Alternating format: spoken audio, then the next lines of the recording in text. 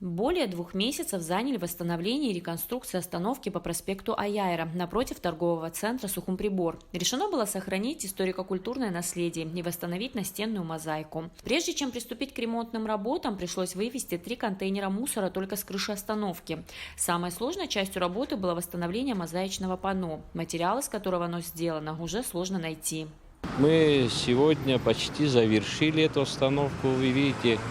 Как это красиво получилось. Ребята поработали от и до. На самом деле каждую мозаику надо индивидуально лепить и подгонять, и рисовать.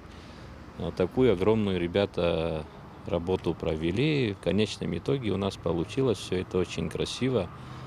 Когда мы этим занялись, реставрацией данной остановки, глава города Беслан Федорович Эшпа в полном объеме поддержал нас.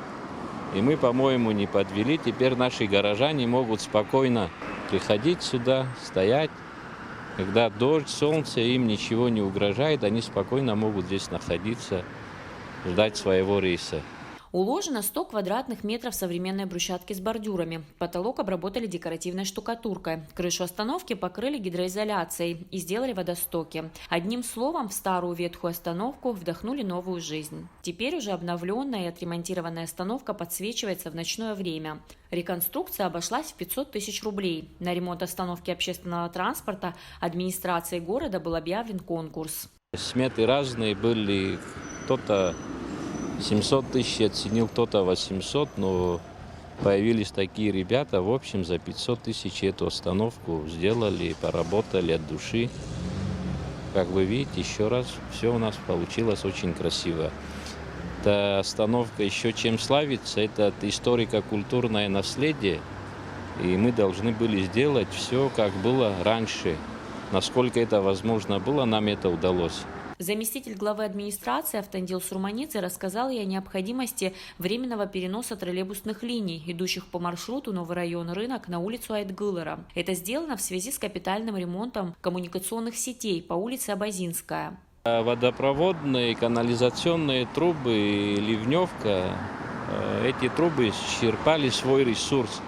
Более 70 лет эти трубы не менялись. Сегодня, слава богу, Россия помогает нам по инвестпрограмме, эти трубы будут меняться.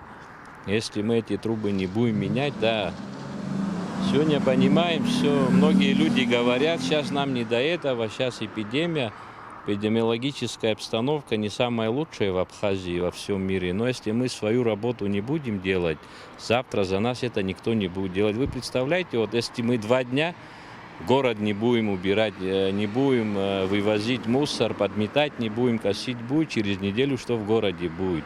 Мы должны каждый день заниматься своими делами, убирать, облагораживать город. Это наша обязанность. Ремонт коммуникационных сетей по улице Абазинская, Гулия и Джонуа проводится в рамках инвестпрограммы и будет продолжаться несколько месяцев. Элана Какаля, Давид Давицбах, пресс-служба администрации города Сухум.